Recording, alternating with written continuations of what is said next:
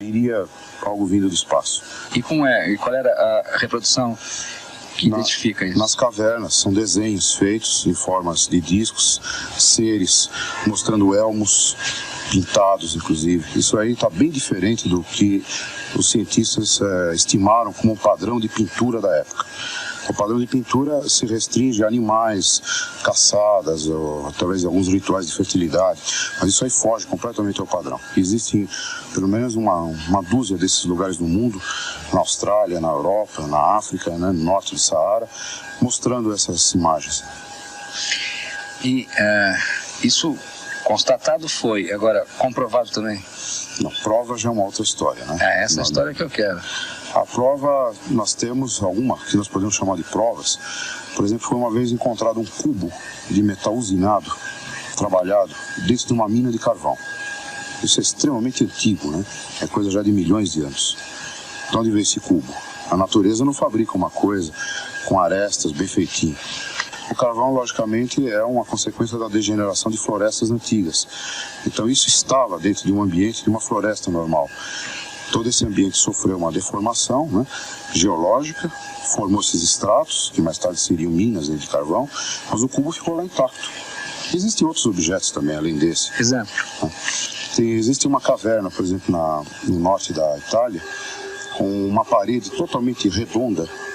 Ela não é uma coisa natural, ela foi totalmente esculpida. E isso está sendo guardado até hoje, estudado, né, que não se chegou a nenhuma conclusão sobre isso. São vestígios insólitos que vêm para nós do passado, que a natureza não poderia ter fabricado, nem tampouco os homens que haviam naquela época, pelo menos os que nós chamamos de terrestres, né, não poderiam ter feito isso. Isso há 1 milhão de anos atrás? Uhum. Essa é a sua referência? Exato. Agora, 1 milhão e pouco, né? 1 milhão e 500, mais ou menos. Vamos chegar mais próximo um pouco daqui, né? Pois não. Que outro tipo de vestígio, um pouco mais dentro de um regime de atuação, vamos chamar de moderna, pronto? Eu estudei muito e durante muito tempo a civilização pré-colombiana, dos maias e dos astecas. Por exemplo, esta figura que você tem... Que você tem? Na mão, né? Essa aqui é a pedra solar asteca. É uma maravilha... Segura ela paradinho, assim. É uma maravilha de arte e, ao mesmo tempo, é um complexo de simbolismo astronômico. Tudo isso aqui são referências ao sistema solar, aos planetas. Não dá tempo de explicar aqui. Mas o que nos interessa aqui é esta caixinha aqui em cima, que tem uma data. Essa data é 1479 depois de Cristo, ou seja... Por que você diz que esse simbolismo aqui significa 1479? Pois não. Isso aí tem 13 bolinhas aqui dentro de uma erva que eles chamam de caniço. Então isso aqui é o hieroglifo 13 caniço, que, convertendo para o calendário cristão, é o ano de 1479, agora, depois de Cristo. Depois de Cristo. Muito bem, este ano está amarrado com ciclos de 52 anos, em que havia registros por parte deles nas crônicas dos astecas e dos maias de aparições de seres celestes. Eles apontavam até para Vênus, não vamos dizer que vem de Vênus, mas Vênus seria uma referência cósmica, e eles esperavam a volta desses seres a cada ciclo desses. Esse ciclo leva 52 anos dentro desse número de calendário. Mas acontece que a data esperada para este evento era sempre um múltiplo disto. Ou seja, eram 10 vezes 52 ou 520 anos. Consequentemente, hoje nós estaríamos dentro de um múltiplo o quê? Que parou de acontecer aparecimentos de discos? Não, curiosamente, não é aí que está o ponto. Numa época em que eles esperavam esse retorno, que se eles estivessem vivos, né, essa civilização de uma certa forma se extinguiu. Só ficou os registros escritos dela, como esse, por exemplo. A volta esperada deles seria 1947, para ser exato, junho de 47, no solstício do verão no hemisfério norte. E aí, o que aconteceu em junho de 47? Pois não, foi a primeira aparição mundial, a nível mundial, que se tomou notícia de discos voadores. Foi quando Kenneth Arnold, um piloto civil americano, viu nas montanhas Rainier, lá no estado de Washington, no extremo noroeste dos Estados Unidos, 9 objetos voando no espaço. Tem registro disso? Tem, isso é bastante comum. Aliás, isso é um caso clássico na ufologia, né? Foi esse caso que inaugurou a ufologia no mundo. Não que eles não existissem antes, mas nós passamos a saber que não estávamos mais sozinhos a partir dessa data, 24 de junho de 1947. Muito parecido com a data que eles esperavam isso, e foi nas Américas, né? Eu quero saber, voltando ao histórico, né? Chegando mais perto, você veio para a civilização asteca e inca, né? Mais recentemente. Bem, nós temos vários registros, né, desses casos, como aconteceu na Europa, na Idade Média, na Suíça.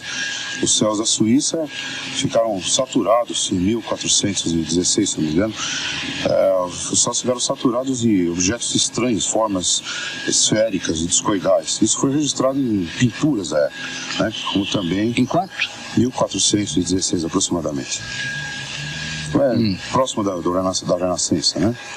Isso foi um período histórico que está fora dessa nossa época, a famosa época dos exploradores, mas que relatam casos estranhos. Hoje, essa pesquisa chegou a tal ponto de sofisticação que nós poderíamos dizer o seguinte: aquilo que era visto antigamente como gnomos, seres pequenininhos que andavam nas florestas, hoje alguns pesquisadores nos Estados Unidos, como Jacques Vallée, né, o Dr. Jacques Vallée, que é um físico, trabalha nessa área também, pesquisando esse assunto, ele leva a crer que muito possivelmente esses seres da natureza, que foram incorporados em histórias até infantis, né, dos irmãos Grimm, etc., eram seres de fora, extraterrestres, que estavam fazendo explorações nas matas, nas florestas, como eles fazem hoje. Aqui. Fazem, prospecção de solo, tudo. Depois eu gostaria de citar um caso muito interessante, dentro dessa própria literatura que tem entre os maias. Existem umas ruínas lá na Guatemala, chamada Palenque. Em Palenque, é uma cidade que hoje está coberta por florestas, está sendo lentamente escavada, né? Existe um templo lá, uma pirâmide, chamada Pirâmide das Inscrições. Uma pirâmide cheia de degraus, forrada de inscrições nas paredes, nos tetos. E em 52 foi descoberta uma tumba no subsolo dessa pirâmide. Acontece que o ser que estava lá dentro fugia completamente do padrão do maia típico.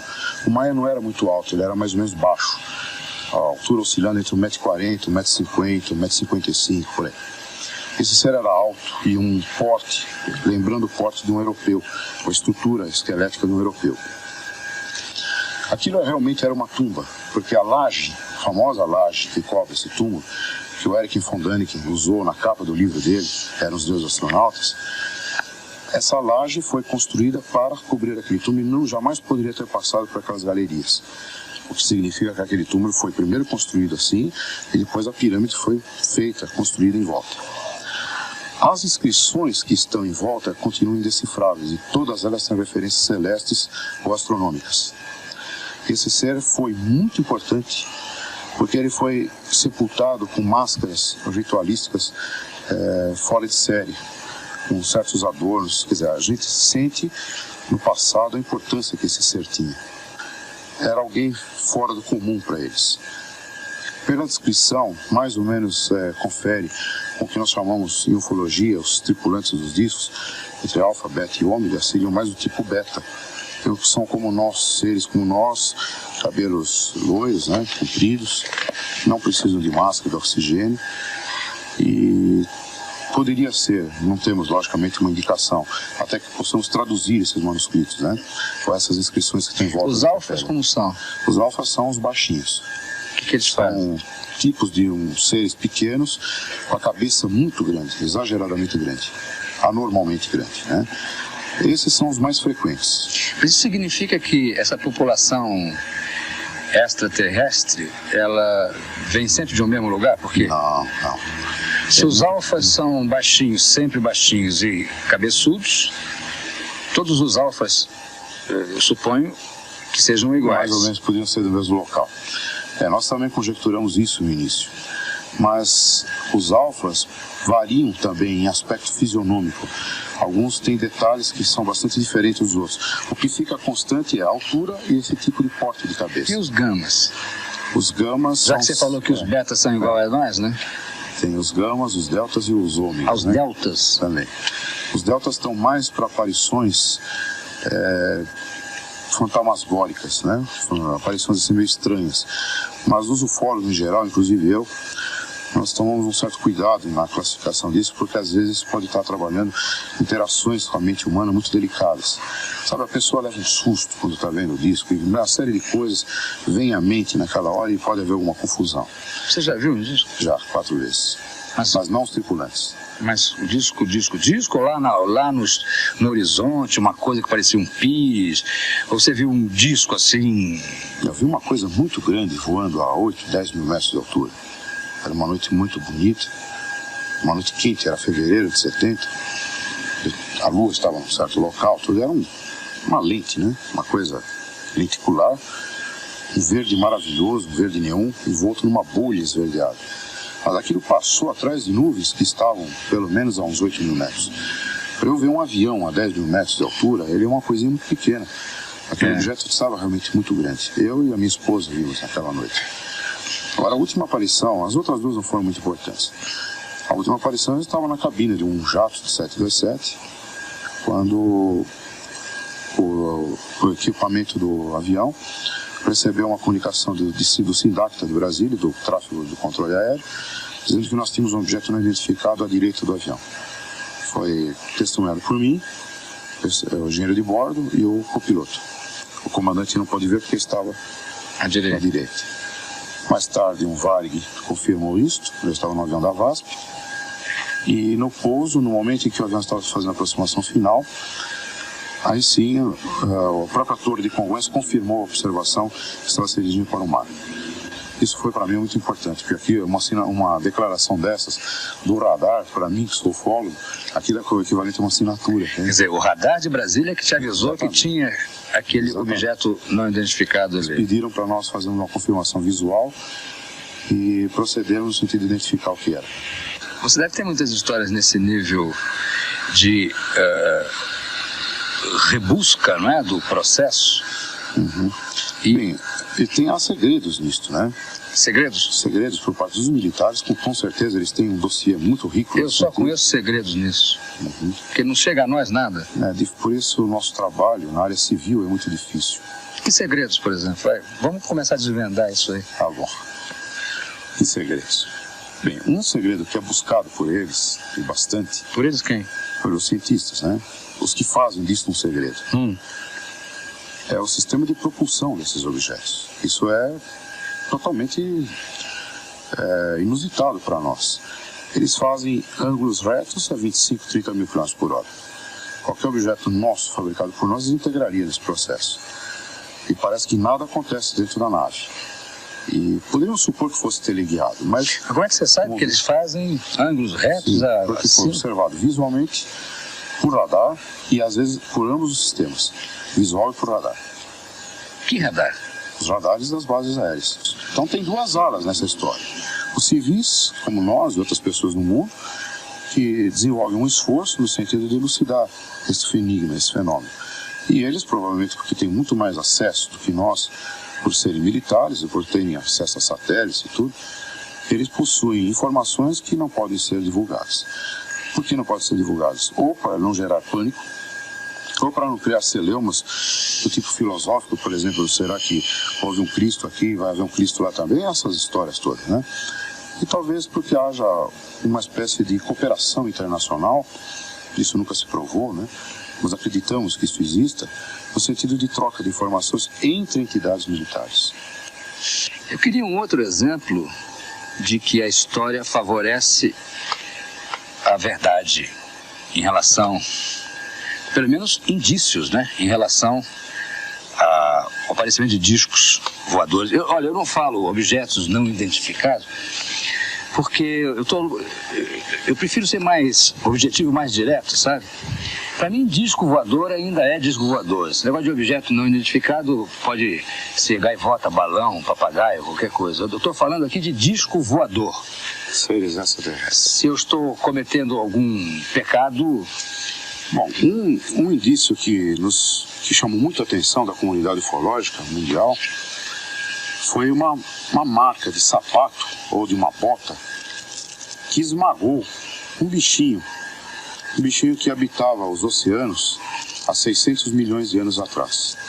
Como assim uma marca? 600 milhões de anos atrás. Esse bichinho só podia ter existido ou estava no nível de superfície, de tal forma que este pé esmagou esse bicho. Ele estava vivo aí. Há quanto tempo? 500 milhões de anos atrás.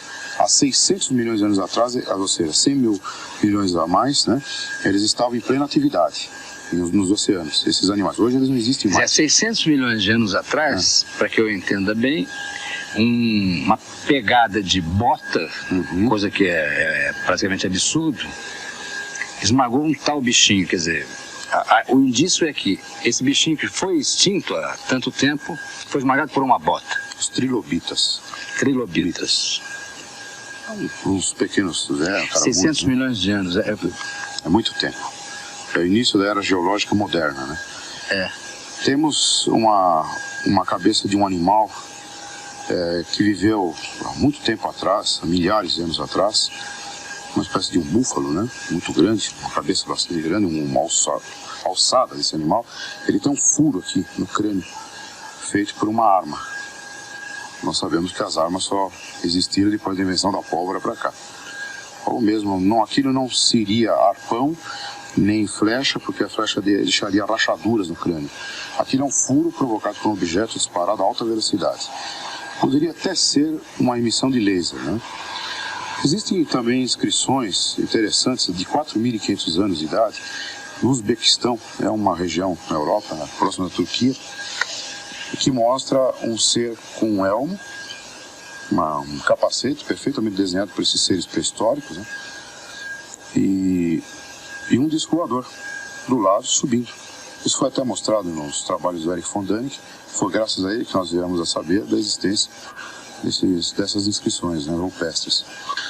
E se formos também falar de enigmas do passado que estão ligados a uma cultura superior que o homem não poderia ter desenvolvido, pelo menos até onde nós sabemos do que foi o desenvolvimento técnico do homem, por exemplo, as pirâmides do Egito. Até hoje é que é um enigma.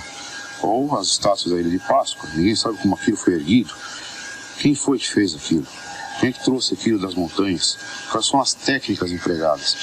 Antigravitação, técnicas especiais de corte na pedra, de tal forma que uma pedra encaixa na outra e você não consegue passar uma gilete sequer aqui no meio.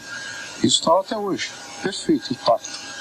Daqui a pouco, você vai conhecer algumas evidências, né, do aparecimento dos discos. E tem aqueles dois seguranças da SS, se não é da SS, é de alguma coisa, da CIA, com um hominho que não é, que esse homem que vocês estão vendo aí, que não é um anão.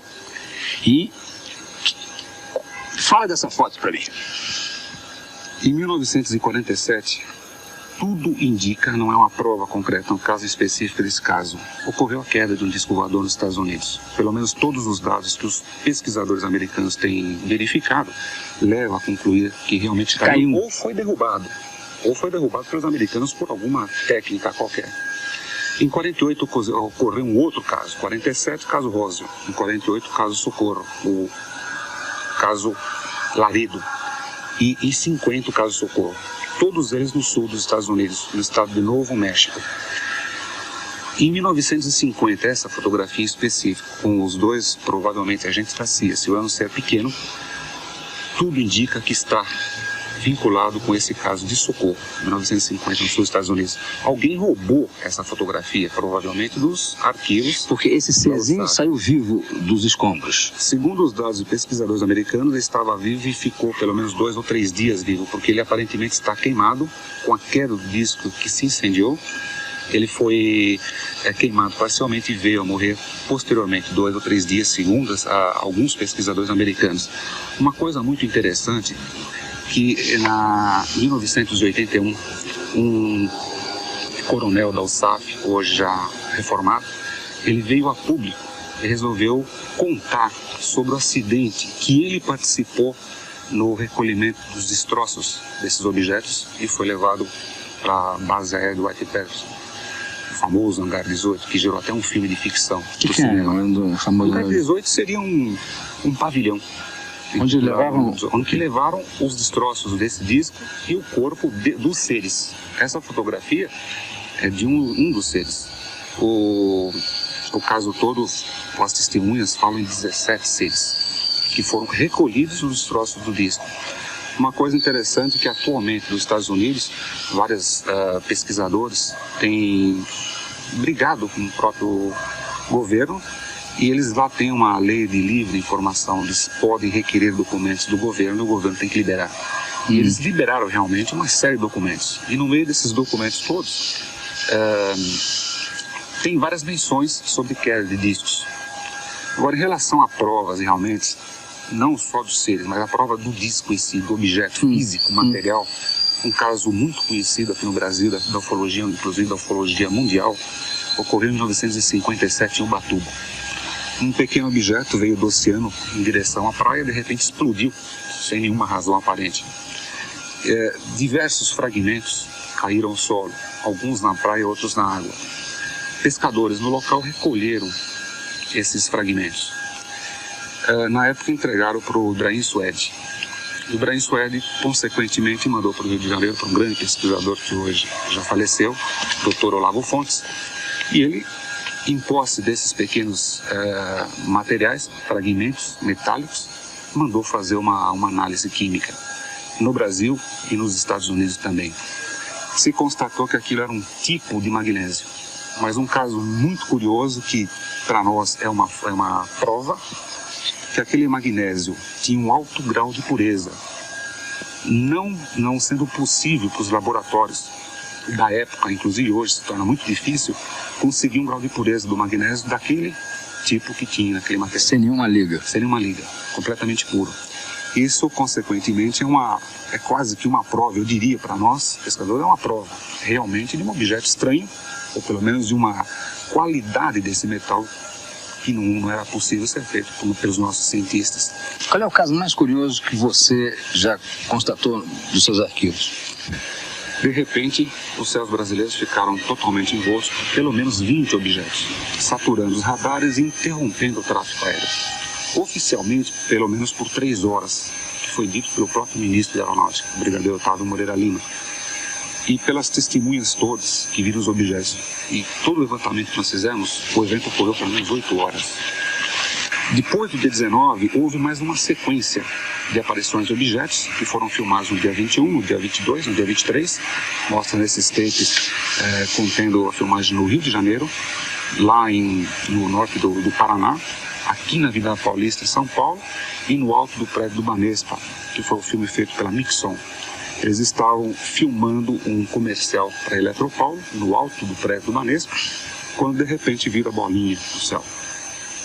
O cameraman, o Branca, profissional, ele calmamente posicionou no objeto, chamou no zoom, mostrando o detalhe no objeto, fazendo um giro ao redor do seu eixo. Toda a pesquisa que nós realizamos durante 4 meses, em específico nesse filme, resulta como sendo um objeto de aproximadamente 8 metros de diâmetro, que está distante a 8 quilômetros do local ou 7 quilômetros do local. Posteriormente, conseguimos a confirmação de que foi detectado por radar e estava distante de Congonhas até o objeto em torno de 10 a 12 quilômetros. Isso, a confirmação por radares, que foi uma informação inclusive pelo ministro da Aeronáutica envolvendo esses objetos todos, foi oficial. E mais uma outra testemunha que visualizou esse objeto em outro ângulo, fora toda a equipe que estava filmando. Tudo isso permitiu levantar esses dados. Para nós é um documento importantíssimo, de um objeto de origem estranha, não identificado, que não tem a forma de disco voador, tem uma forma de esfera. Então agora eu vou percorrer com você a trajetória desse material que você tem. Você vai me explicar um por um o que você acha que seja e o que você acha que não seja. Tudo bem? Tudo bem. Os computadores permitem, na fotografia, fazer uma imagem fora de foco, colocar essa imagem em foco, realçando os detalhes daquilo que foi fotografado. Através da análise de computadores, se permitiu concluir que também existem muitas fraudes ou erros, enganos de interpretação de alguns fenômenos conhecidos, como essa foto que mostra o reflexo da luminária na lente da máquina fotográfica, causando um objeto de forma ovalizada. Também foi possível determinar imagens feitas com raio laser, como mostra essa fotografia. Também foi detectado figuras pintadas em vidro. Como mostra essa fotografia, no caso proposital, mostrando a pessoa segurando o vidro, ela desenha um objeto qualquer num vidro transparente e fotografa isso contra um fundo conhecido. Através dos analisadores de imagem foi possível detectar fraudes dessa natureza. Em 1958, no Espírito Santo, próximo à Ilha da Trindade, Almiro Baraúna realizou uma sequência fotográfica de 4 fotografias. Esta é uma das fotos que foram analisadas por computador e se constatou um objeto de aproximadamente 20 metros de diâmetro e relativamente bem longe da máquina fotográfica. Esse documento fotográfico é muito importante porque foi testemunhado por 50 marinheiros a bordo do navio Almirante Saldanha e, posteriormente, foi liberado com aval do ex-presidente da República, Juscelino Kubitschek. Essa foto foi feita por Júlio Trazi, em 76, próximo ao aeroporto de Congonhas, que mostra uma nave entre as nuvens, e é tipicamente o que nós chamamos de nave-mãe, e tem aproximadamente 300 metros de comprimento. Esta foto também é considerada uma prova da existência dos discos voadores, porque perante várias testemunhas, um objeto de grandes dimensões parou no ar, soltou uma enorme fumaça que lentamente foi envolvendo o objeto e, após alguns segundos, essa nuvem se desfez e o objeto não estava mais lá. Simplesmente ele desapareceu frente aos olhos de todas aquelas testemunhas que estavam presentes do local. Esta foto também foi analisada por computador, realizada em 67 no Canadá, uma sequência de 2 fotografias, um objeto que está aproximadamente 2 quilômetros distante da máquina fotográfica e tem 23 metros de diâmetro. Tem a forma típica discoide e não foi detectado nenhum tipo de fraude através dessas análises. Nesta foto, um documento muito importante mostra um close de um objeto noturno projetando 4 cones de luz sólida na sua parte inferior. Esse termo de luz sólida foi criado pela ufologia em função de não ter nenhuma explicação em relação àquilo que nós conhecemos, porque essa luz tem a capacidade de flutuar objetos, flutuar pessoas e flutuar os próprios seres que pilotam os discos voadores. Um detalhe também muito importante, o disco voador está lá dentro. O que nós vemos na fotografia é apenas o campo ionizante, que protege o disco no seu interior. Em 1952, no Porto Maldonado, no Peru, foi realizada essa foto que mostra um objeto tipicamente de forma charuto, soltando um tipo de gás na sua parte traseira. É muito difícil observar objetos soltando fumaça dessa natureza. Devido a esse evento, essa foto se tornou muito importante na ufologia mundial. Em 1970, essa foto foi realizada em New Jersey, nos Estados Unidos, mostrando também tipicamente a forma discoide. Esta foto foi realizada em 1957 em território americano e mostra também um objeto de forma discoide. Um detalhe muito importante, esse objeto estava próximo a uma base aérea da Força Aérea Norte-Americana. Esta foto foi realizada aqui em São Paulo, na rodovia Castelo Branco, feita por Marcos e Ivana em 1980. Também mostra um objeto soltando uma pequena esteira de fumaça.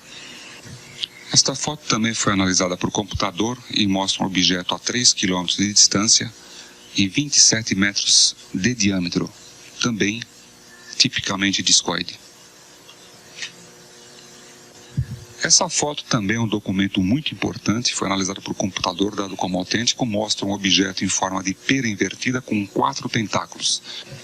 Esta foto foi realizada em 74 no Havaí e foi praticamente pego de surpresa. O objeto estava passando lá atrás quando o fotógrafo bateu a fotografia das Havaianas.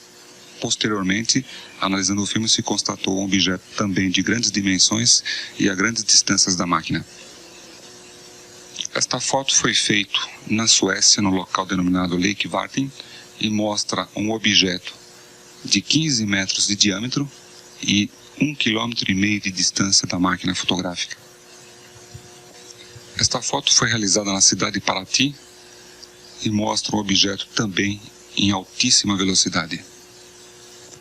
Esta foto foi realizada na Espanha no ano de 66 e mostra um objeto que passou também em altíssima velocidade, onde que o autor da foto conseguiu pegar este flagrante. Essa foto foi feita em 1950 nos Estados Unidos e também foi analisada por computador e foi dado como um objeto autêntico de grandes dimensões. Foram feitas 2 fotografias. Foram as fotos que mais sofreram análise de toda espécie e natureza. E até hoje não se constatou nenhum tipo de fraude.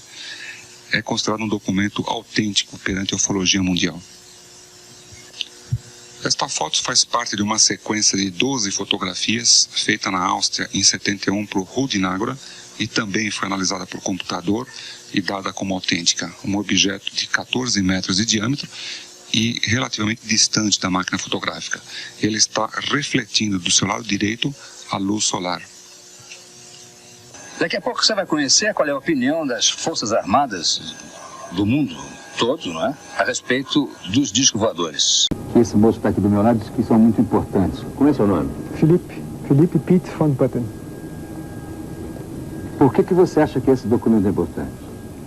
Bom, este documento, ele foi liberado pela Lei de Liberdade de Informação nos Estados Unidos por um grupo de ufólogos, são advogados, engenheiros, e veio a comprovar que o FBI, o Bureau Federal de Investigação, esteve sempre envolvido em investigações confidenciais de OVNIs.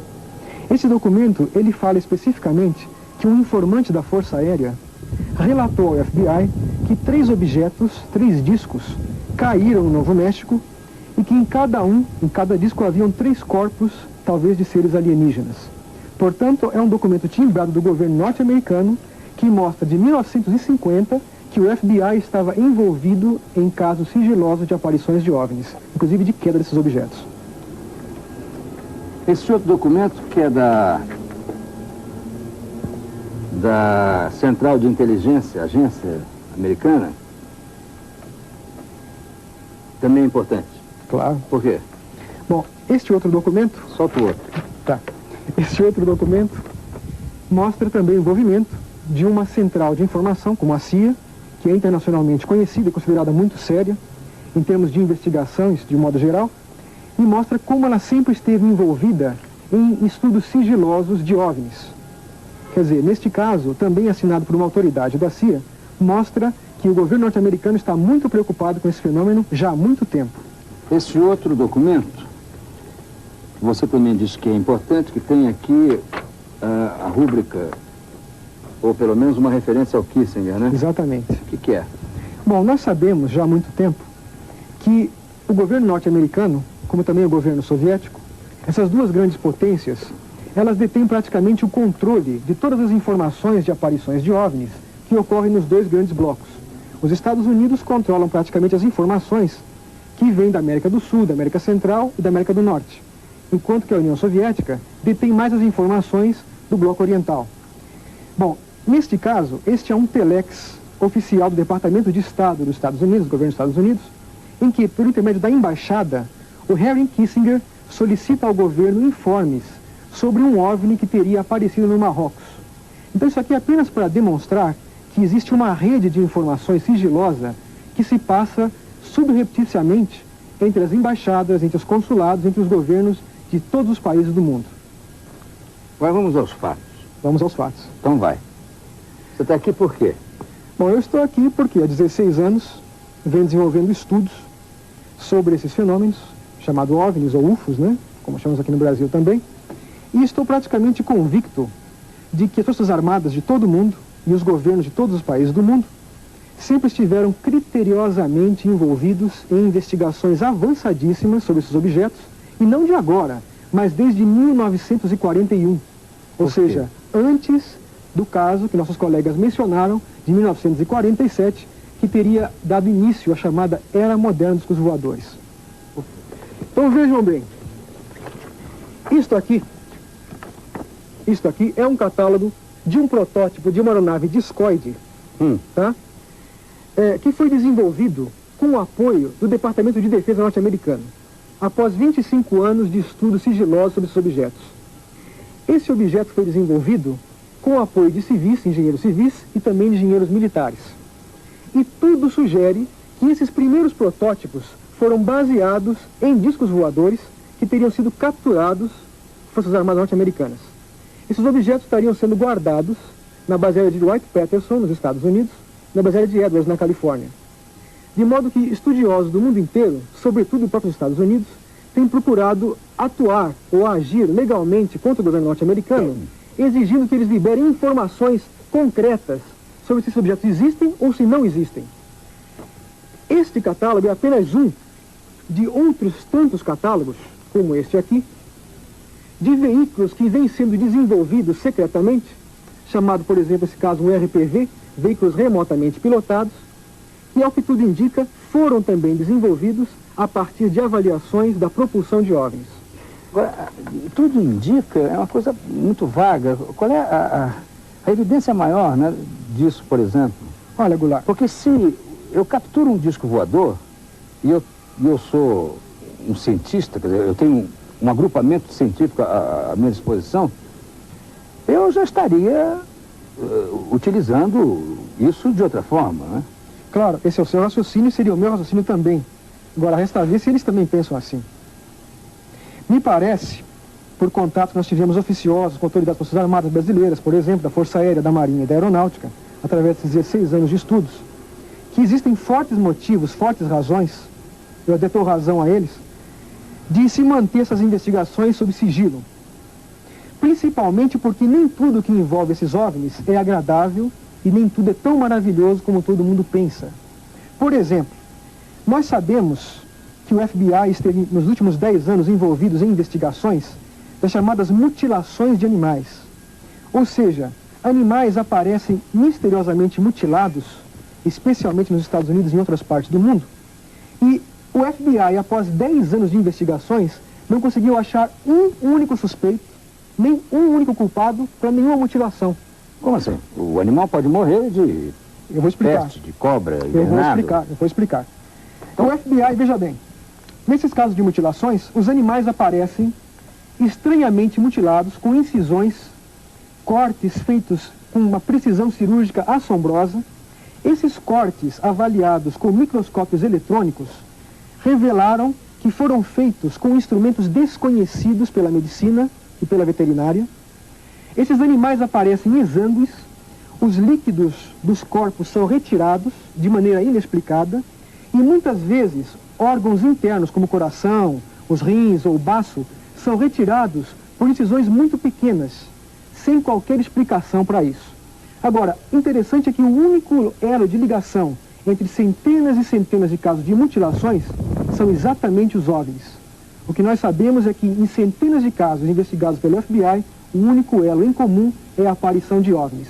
E sabemos também que nas reservas dos indígenas americanos, os índios, naquela linguagem peculiar da cultura indígena dos americanos, eles disseram que em vários casos viram os deuses ou homens das estrelas roubando seus animais, roubando suas vacas, né, ou seus cavalos, e suspendendo os animais para o interior de carros de fogo, suspensos em cordas ou em alguma coisa parecida com uma corda, para na manhã seguinte os animais aparecerem misteriosamente mortos e também mutilados. Então esse é apenas um dos aspectos nada agradáveis que aparentemente envolvem os OVNIs, e que talvez seja também um dos motivos pelos quais os militares, com toda a razão, evitam dar um parecer abertamente sobre esses episódios, uma vez que eu tenho absoluta convicção de que eles não apenas têm isso muito bem documentado em seus arquivos, como também outros casos muito mais graves e muito mais sérios, que nem eu devo divulgar e muito menos eles. Como você não deve divulgar? O que se passa é o seguinte, Goulart. Nós sabemos que uma série de coisas que, por exemplo, o desaparecimento de seres humanos, desaparecimento inexplicado de seres humanos, que Onde? também tem em diversas partes do mundo. Quando? Puxa, ao longo dos anos, desde que começou a existir a ufologia oficial, em 47, 48, houveram diversos casos documentados de pessoas que, após a aparição de OVNIs, simplesmente desapareceram e nunca mais foram vistas. Agora, para onde foram, ninguém sabe. Qual o destino delas, ninguém sabe. E isso vem sendo minuciosamente investigado por militares do mundo inteiro. Agora, isso é um enigma muito grave e muito séria. de modo que os militares não devem fazer pronunciamentos a esse respeito até que eles tenham uma comprovação e tenham uma certeza concreta do que foi feito com essas pessoas. O que se supõe, pelo menos, até agora, dentro de todos os estudos que foram feitos? Bom, o que se supõe, baseado nos casos de mutilações de animais e também baseado nos casos de desaparecimento de seres humanos, é que existe alguma espécie de criatura alienígena, extraterrestre ou não extraterrestre, talvez uma civilização oculta aqui mesmo na Terra, que estaria fazendo experiências biológicas, experiências genéticas conosco, talvez tendo em vista que o planeta Terra pode estar em vias de uma grande transformação. E é provável que esses seres, ou sejam, isso é uma hipótese muito interessante, até muito bem documentada, sejam antecessores da raça humana e que estejam preocupados com o futuro da nossa espécie. De modo que esses estudos que esses seres poderiam estar fazendo seriam preparos biológicos, genéticos, para uma raça futura que viria a sobreviver a um eventual cataclismo que, segundo muitos estudiosos, estaria iminente para esta humanidade.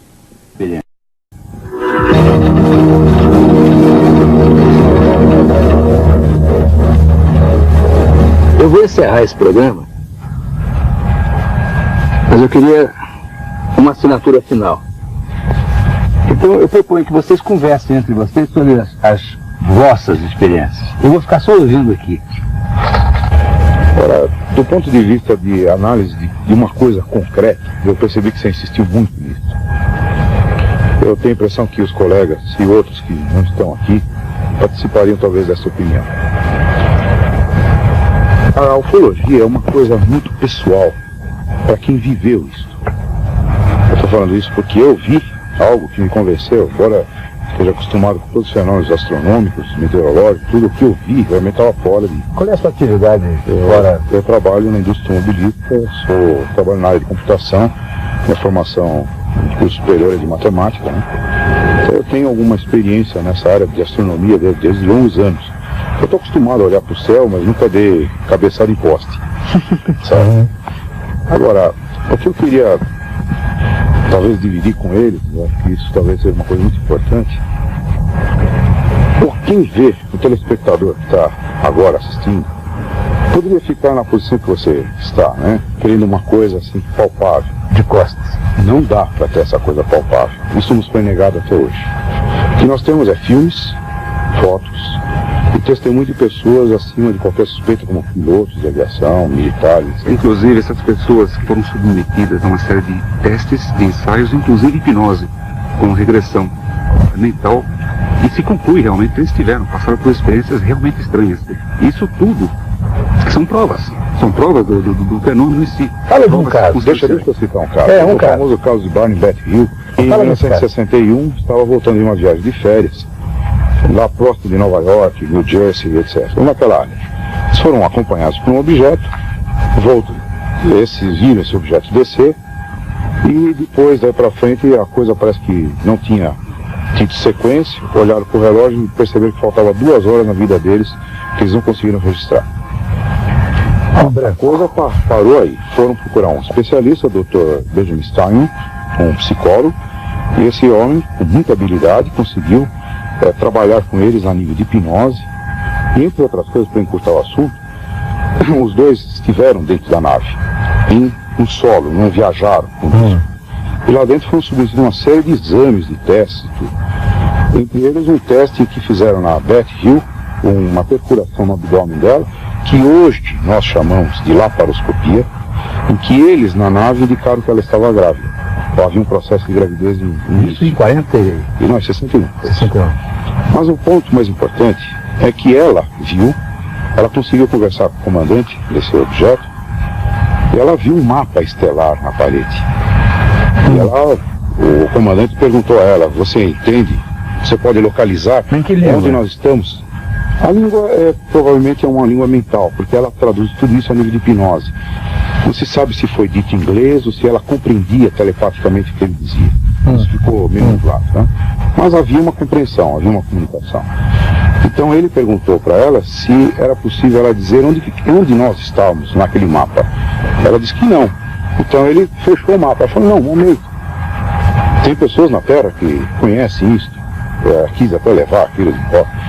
Então ele ainda teve, em alguns momentos ele mostrou um mapa com linhas ligando pontos, né, no céu. Era um mapa muito bonito, de efeito tridimensional. Então ele disse que as linhas muito cheias eram linhas de circulação comercial, as linhas cheias mais finas eram linhas de voos normais, né? E as tracejadas eram de exploração, na qual a Terra está inserida. Mas quando ela revelou esta imagem na hipnose, foi feito um desenho, uma astrônoma americana chamada doutora Mervyn Fish topou a parada, comprou a briga de testar se aquilo lá que ela viu era verdade. Beth Hill era uma dona de casa comum, como todas as nossas mulheres são, né? E ela conseguiu, com o tempo, depois de muitos anos de muita pesquisa, comprovar que o que ela viu foi real. Aquele mapa era mostrado dentro de um referencial que não era o da Terra, e ela ainda tinha indicado 6 estrelas que não constavam dos nossos catálogos astronômicos. Só foram divulgados muitos anos depois. Isto é uma prova. É uma prova que nós, ufólogos, consideramos um dos casos mais clássicos. E o cara como é que era? Eles eram seres de uma estatura média, não muito baixa nem muito alta, mais para baixo do que alto. Os olhos eram ligeiramente esgazeados, assim, bem puxados. Assim. Um caso curioso que ocorreu aqui no estado de São Paulo, Pirassununga, no caso de Tiago Machado, né? Só para dar uma ideia, de repente viram um objeto descendo. A mãe do Tiago viu aquilo, chamou o Tiago olhou, é um paraquedas, não é? Não sei o que é isso, vou lá ver perto. O objeto desceu atrás do morro, ele saiu correndo no meio do mato e foi até lá. Quando ele conseguiu localizar o objeto, estava pousado. Um objeto talvez de 6 metros de diâmetro, com 3 pés, no solo pousado. O Tiago, quando chegou próximo ao objeto, talvez 10, 12 metros, ficou olhando um objeto diferente. De repente a cúpula em cima abriu e saiu um ser flutuando e desceu até o solo. Na hora ele ficou meio assustado. Ele, sem nenhuma cultura, quando ele viu aquele ser relativamente baixinho, 1,30 m, 1,40 m, ele até imaginou, bom, é pequeno, dá para encarar. E foi se aproximando. E, de repente, esse ser, ele percebendo pelo escafandro que esse ser usava, pela máscara, ele percebeu que tinha os olhos também desse tipo, por causa da Beth Barney Hill, meio esticado e meio oblíquos. Ele ficou meio assustado. Ele puxou um maço de cigarro do bolso, acendeu o cigarro e, na ignorância dele em si do que estava acontecendo, ele não fazia ideia frente ao que ele estava, ele ofereceu o cigarro, jogou massa de cigarro para o ser. O ser deu um passo para trás, abaixou a mão, aquele maço flutuou numa posição de uns 30 centímetros, grudou na mão do ser, ele encostou na perna, não se sabe se ele enfiou no bolso ou não, aparentemente não deu para ver, o maço desapareceu ali. Logo depois, os familiares, mais um para morrer de câncer lá. Os familiares do Tiago foram atrás dele. De repente, aquela multidão toda foram se aproximando. Quando os seres desse objeto perceberam que estava a multidão se aproximando, o ser voltou, sempre de costa para o Tiago, sempre de frente para o Tiago, de costa para a nave, flutuou e entrou na aeronave, nessa nave. O Tiago ainda imaginou de querer entrar nesse objeto. Nesse instante, no alto da cúpula, aparece um ser com uma espécie de uma caixinha na mão com uma ponta e disparou um tiro, aparentemente de luz. É algo parecido com laser, mas não é laser, uma energia desconhecida. Atingiu a coxa direita do Tiago. Ele ficou completamente paralisado. Logo em seguida, a nave levantou o voo, saiu e foi embora. Esse caso, inclusive, foi pesquisado pela Aeronáutica Brasileira, lá em Pirassununga. Uma coisa curiosa, nós sabemos que a energia que envolve todo o disco tem origem eletromagnética, interfere em televisões, interfere em transformadores, faz uma série de efeitos. Houve casos em que o objeto passou e torceu troncos de árvores, sem quebrar, torceu e entortou totalmente.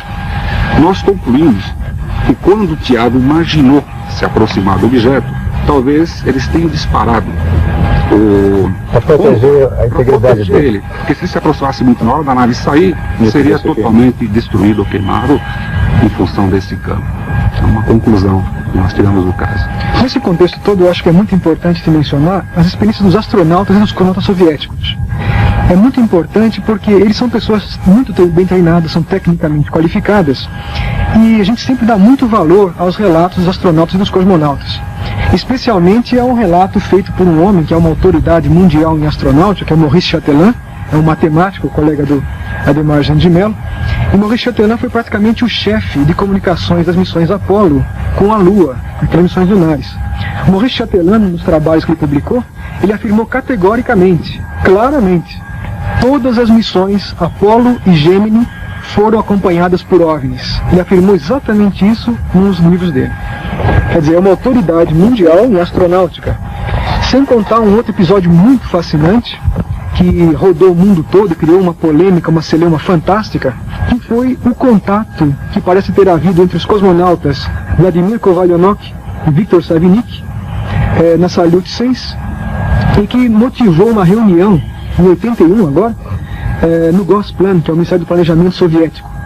Nessa reunião estavam 12 cosmonautas e 200 cientistas, entre físicos, matemáticos, engenheiros e diabo 4. Quer dizer, só para quê? Para discutir um filme que teria sido feito a bordo da Salyut, onde eles mostram a aproximação de um objeto esférico, e nesse objeto haviam seres lá dentro, que teriam passeado, inclusive, pelo espaço, ao redor da nave, se aproximando da Salyut, sem aparelhos de respiração visíveis, pelo menos. Então, esse caso foi um dos casos mais recentes e mais controversos na ufologia mundial, porque houve dois grandes nomes da cosmonáutica soviética, Vladimir Kovalyonok e Viktor Savinik. Obrigado pela presença de vocês. Nós agradecemos. Exatamente. Eu vou repetir a minha pergunta. Vocês têm certeza de que eu não